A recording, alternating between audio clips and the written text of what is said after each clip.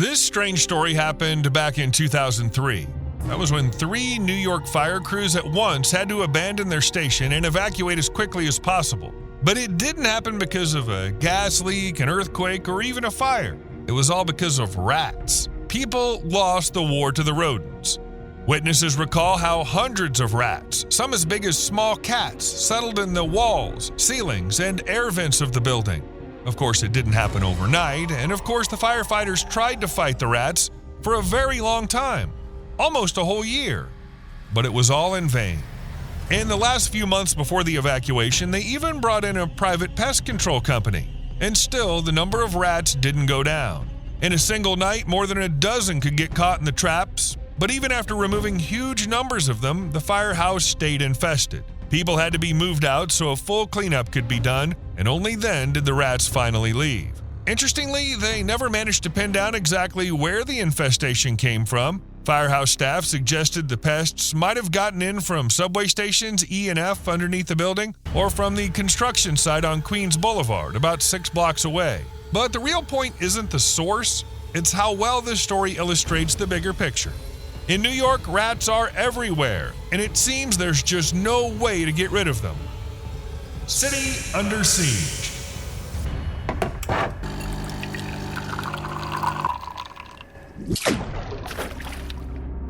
An unobtrusive reminder to do that thing under the video. Apparently, the extent to which rats are spread across New York is well known far outside the city and even the state.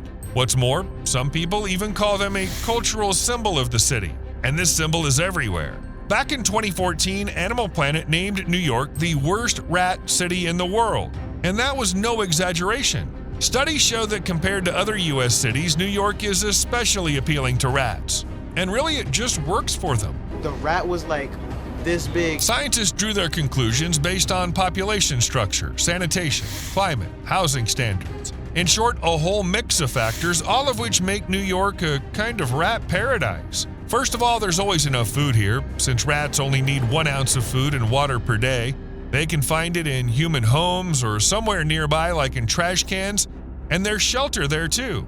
Or they can head down into the sewers, or move into a construction site. What more could they want?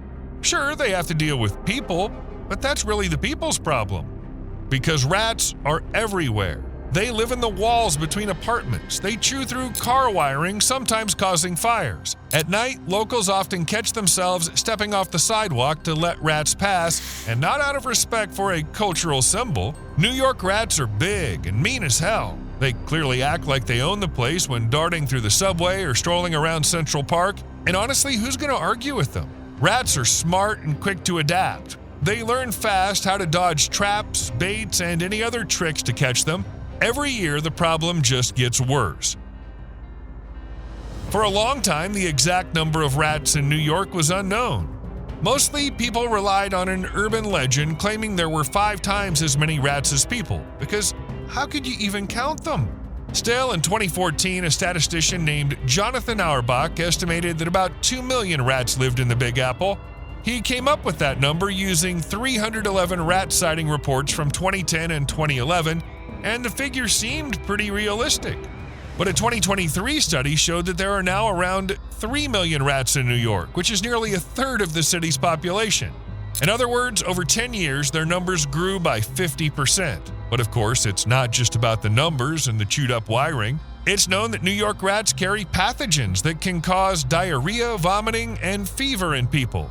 Kids with their weaker immune systems are particularly vulnerable. On top of that, rats are usually infested with fleas, lice, and ticks that spread bacteria, causing diseases in humans. That list of diseases includes typhus, spotted fever, and of course, bubonic plague.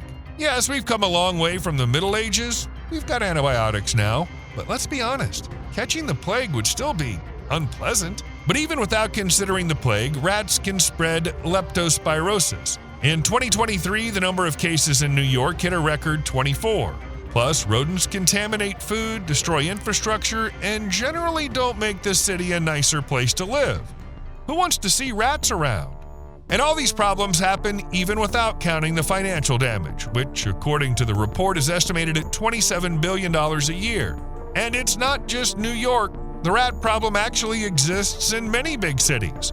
New York ranked only third in the national list of cities by rat numbers after Los Angeles and Chicago. And that's if we're only talking about US data. Actually, city rat populations are on the rise everywhere, from Seattle to Buenos Aires. And one expert says they've increased by 15 to 20% over the past 10 years. By the way, it was rats that were blamed for the power outage on the I-30 interstate in Arkansas. Back in 2019, the Texarkana Gazette reported that rats had likely chewed through the wiring at an intersection in the city of Texarkana, just because they're rodents and they like to chew. The rats got into all sections of wiring along the median strip, and soon they simply shut off many of the streetlights. Others kept working but kept flickering. To fix the problem and prevent it from happening again, the city hired a contractor, but according to experts, there's no guarantee that it'll actually keep the rats away. They're not the type to scare easily. Back in 1944, an exterminator told the famous Subway reporter, Joseph Mitchell, "If you get a few rats in your house, there are just two things you can do. You can wait for them to die, or you can burn your house down and start all over again." And since then, we haven't really learned how to get rid of rats. Even New York authorities now realize that you can't just wipe out 3 million rats like that. All that's left is somehow keeping their numbers in check, so they don't multiply even more. Although, of course, there were attempts at targeted extermination, like using carbon monoxide. They pumped it into the rat holes. The result? Nothing. One group of local people tracked rats with dogs. The result? Nothing. Most New Yorkers want all the rats in their city to die, but few believe that will happen. But what if a solution does exist after all? You could borrow the experience of other places and call in other animals, cats for example. A good example of such an intervention is the island of Borneo. It so happened that from 1952 to 1955, they were actively spraying insecticide there to fight the mosquitoes that spread malaria. The mosquitoes were supposedly wiped out, but the substance turned out to be too toxic, and along with the mosquitoes, a lot of cats died. This, in turn, led to a massive rat infestation. Rats had overrun the cities, almost completely wiping out the food supplies. The rice fields in the barrio community were hit especially hard. Naturally, such a massive number of pests raised serious concerns about the spread of plague and typhus. Something had to be done. And so in March 1960, a Royal Air Force plane flew over the island and dropped a cargo. That cargo turned out to be baskets of live cats placed in boxes and attached to parachutes. The landing was soft, and about 20 cats immediately set out to carry out their mission. It was a success. After some time, the locals sent a message, "Thanks for the cats, no more problems with rats and mice." So cats really can handle a rat epidemic. That said, the Borneo case isn't the only way it could go. This is Astola Island, the largest island of Pakistan, located in the northern part of the Arabian Sea, east of the town of Pasni. Back in the 1970s, a local fisherman released a couple of cats on the island to control the rat population, which was feeding on sea and migratory birds.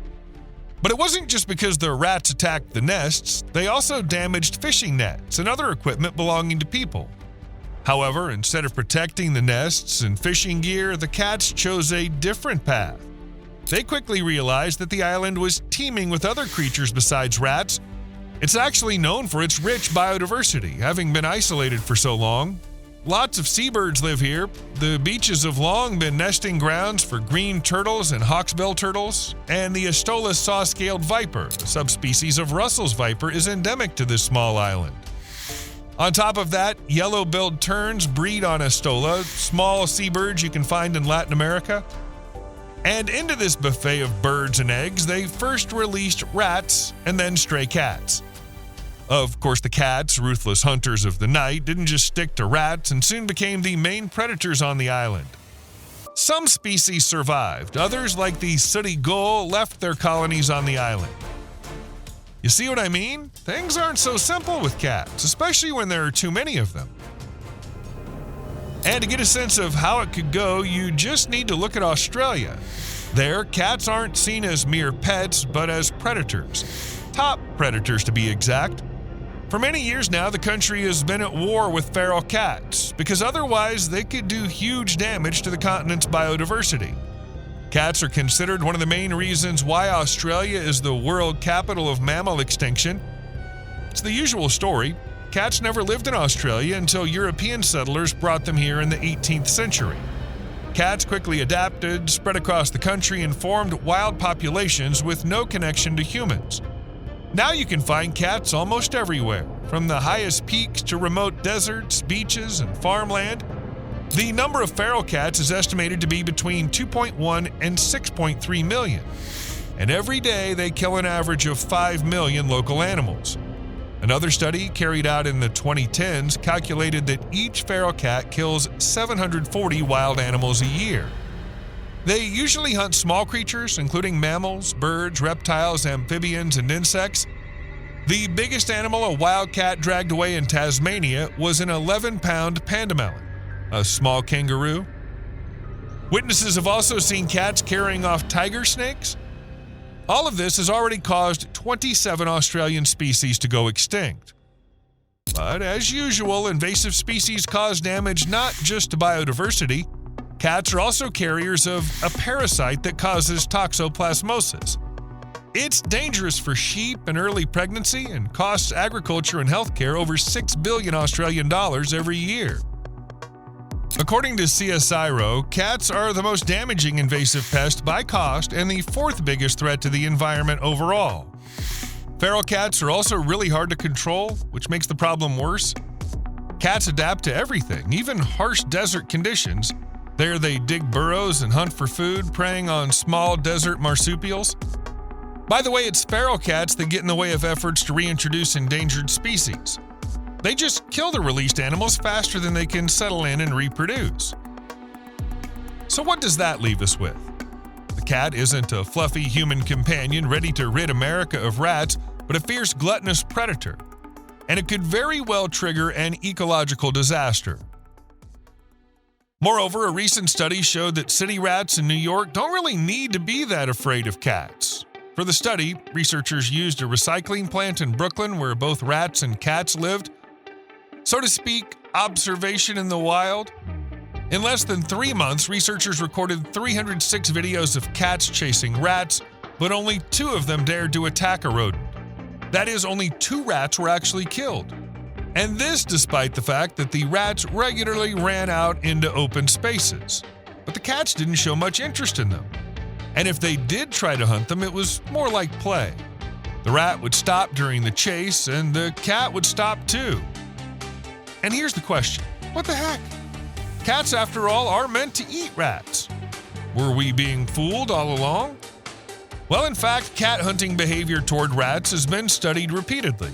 For instance, researchers in New Zealand checked the droppings of 229 cats and saw that almost all of them had eaten rats. On top of that, cats even seemed to favor rats over birds, which were plenty around. But there's a key point. New Zealand rats average 5 ounces, whereas the New York ones are more than twice as heavy. Yes, it turns out that heavy weight is a problem for cats. They just won't bother with such large, fierce prey. And rats, on top of that, are smart and pretty sneaky. They know how to hide from cats if they sense danger, and they do it like pros. The result wasn't encouraging. Cats, despite being known as rodent killers, are totally useless at keeping city rat populations in check because rats aren't mice. The well-known New York brown rats typically weigh about 11.6 ounces, which is roughly 10 times the weight of a regular mouse. If given a choice between going after a giant rat, a 0.5-ounce bird, or a 1-ounce mouse, cats generally pick the lighter target. And you can't really blame them. Moreover, the dominant rat in New York is considered to be the brown rat, although back in 1944 it shared the territory with the black rat. But then, over the next few decades, the bigger and more aggressive brown rat simply pushed out their rivals, and they didn't just take over resources, they also attacked and killed rats of the other species. By 2014, the brown rat population had become the dominant one in New York. And if you think the city just has too few cats and that's why they can't handle the rats, well, no. Stray cat colonies exist in pretty much every neighborhood that has some cozy hiding spots. All across New York, there might be up to 500,000 stray cats roaming around. Though, of course, no one has done an exact count. What is known, however, is why the number of stray cats has shot up recently, and one of the reasons, surprisingly, lies in the pandemic. During COVID, people started getting pets more often, but soon it became harder to take care of them. On top of that, it also got more expensive, and now a lot of New Yorkers just can't afford pets. Some owners, worried their cats might get put down in a shelter, simply let them out on the street. That way, supposedly, they had a better chance of surviving. It's interesting that the scale of the problem isn't obvious to most of the city. If you live in a high-rise in Manhattan, you probably never see a stray cat. But in other neighborhoods, they're everywhere, especially in low-income areas where there are lots of alleys, apartment basements, empty lots, abandoned cars, and derelict buildings. Basically, anywhere cats can find enough shelter to feel comfortable and raise their kittens. But let's just imagine that people decided there aren't enough cats in New York and that releasing more of them would somehow save the city from rats.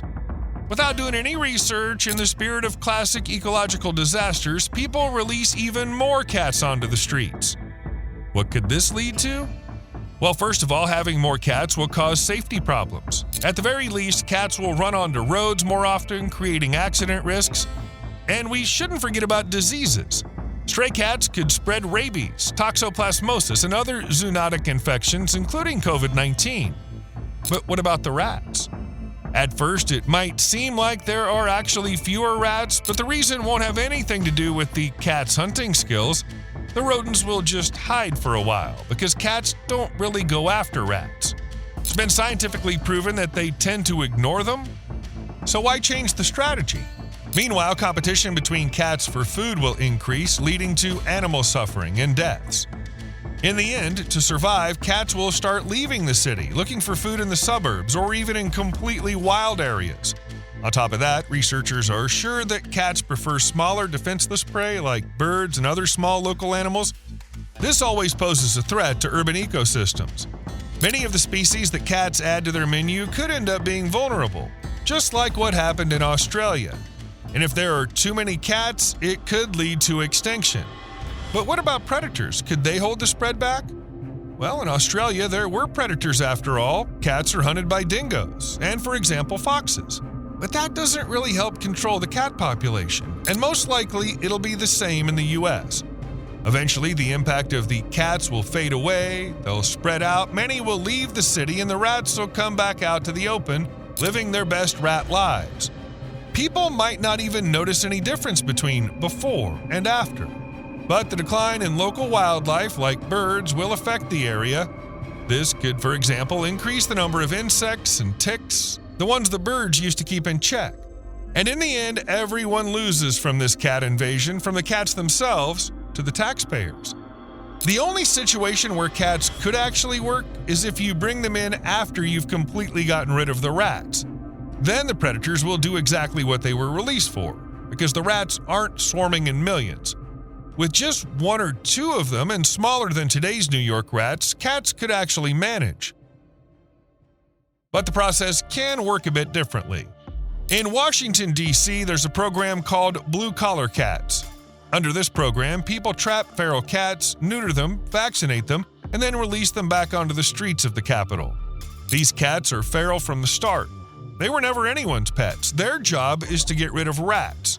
Usually, after being caught and having the medical procedure, the cats spend about 3 weeks in a closed cage where they're fed to convince them to stick around after being released.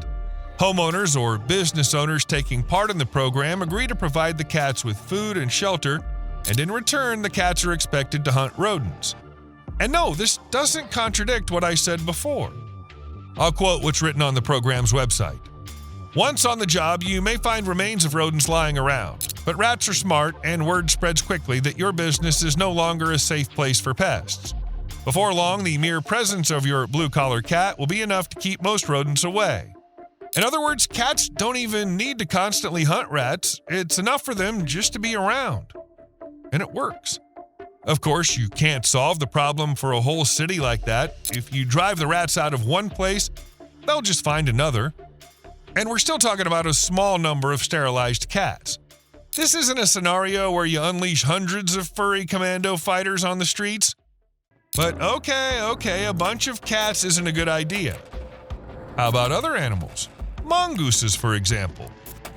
The small Indian mongoose was first brought to Fiji in 1883, and they did it specifically to fight rats. Today, mongooses live on 13 of the roughly 332 islands of Fiji. In general, the history of mongooses in Fiji is closely tied to sugar production. At that time, Fiji was a British colony, and the empire used it, like any other colony, to produce sugar, the white gold of the era. For example, from 1766 to 1791, the British West Indies produced over 1 million tons of sugar. In the 1800s, sugarcane plantations were set up on many Pacific islands like Hawaii and Fiji, but sugarcane turned out to be really attractive to rats, which caused crop and money losses. Where did the rats come from? As usual, they were accidentally brought by Europeans during the exploration of the world's oceans. Once there, the rats caused serious damage because they competed for resources and hunted native species, leading to extinctions. A textbook invasive species scenario. Plus, the rats also damaged plants on tropical islands, hitting not just sugarcane, but coconuts as well. At some point, people decided enough was enough, and that something needed to be done. That something ended up being the introduction of mongooses. If this story seems familiar, that's no coincidence. I've already shared it in one of my earlier videos. Anyway, bringing in mongooses to deal with rats is something people did in various parts of the world during the 19th and 20th centuries. So in 1872, 9 small Indian mongooses were brought to Jamaica from India. Same thing was tried in Trinidad in 1870 to fight rats, but it didn't work. However, starting from 1870, mongooses were brought to all the Greater Antilles, including Cuba, Hispaniola, Jamaica, Puerto Rico, Santa Cruz, and the U.S. Virgin Islands. When the Jamaican small Indian mongooses reproduced, they were sent to other plantations, including Hawaii. In general, mongooses spread across the islands and very actively. But let's imagine people decided to continue this practice, sending them to cities in the U.S. What would happen then? Just like with cats right after their release, the effect seemed simply stunning. That's exactly what happened in Jamaica in 1872. Mongooses quickly and successfully multiplied on a sugar plantation, and within a few months, the rat population noticeably dropped. People were thrilled. Witnesses wrote that just 6 months later, there was clear and undeniable proof that rats had become far less destructive than ever thought. It looked like an absolute victory, but not for long. By 1888, the impact of the mongooses had already faded. At first, there were indeed fewer rats, but their numbers soon recovered. And in quite a sneaky manner, the rats figured out how to dodge the mongooses and become nocturnal when their would-be hunter was asleep. Moreover, the bigger the mongoose population got and the fewer the rats, the more their taste in food shifted. Eventually, the mongooses just gave up on hunting rats because it was too complicated and went after simpler prey, the local wildlife. And I think the same thing will happen in U.S. cities. The impact of mongooses will wear off quickly, the rats will come back, and mongooses, like cats, might just leave the cities to find easier prey. And that's not even mentioning that a mongoose is a wild animal which really doesn't belong on the busy streets of New York. But even if it somehow manages to settle, history suggests that mongooses everywhere have caused more harm than good. It's all because mongooses feed not only on rodents, but also on reptiles, frogs, birds, invertebrates, and eggs. In Fiji alone, mongooses made several species vanish or drop drastically in numbers, like the bar-winged rail, which became completely extinct, the Pacific black duck, the buff-banded rail, the western swampin, the shy ground dove, and many more. This is what put the mongoose among the 100 most dangerous invasive species according to the IUCN. The small Indian mongoose is officially recognized as a cause of extinction for ground-nesting birds. It's blamed for the disappearance of 8 Hawaiian bird species listed as federally endangered, like the Hawaiian crow, petrel, and Hawaiian goose. Back in 1999, it was estimated that mongooses caused $50 million in damage annually in Hawaii and Puerto Rico. But I suspect that amount could have gone up a lot since then. And pretty much the same story happened in most places where mongooses were brought in to help the local wildlife, even if the idea was to fight snakes. For example, in Japan and on the Adriatic Islands, mongooses successfully wiped out snakes, But when there weren't many left, they turned to local and migratory birds. And domestic birds too while they were at it, so it would be naive to expect anything different from mongooses in the US. Basically, bringing in another animal for help is a bad idea. There are two main ways to wipe out a rat population. The first is to cut off the rats' access to food, which in cities means keeping them away from the garbage.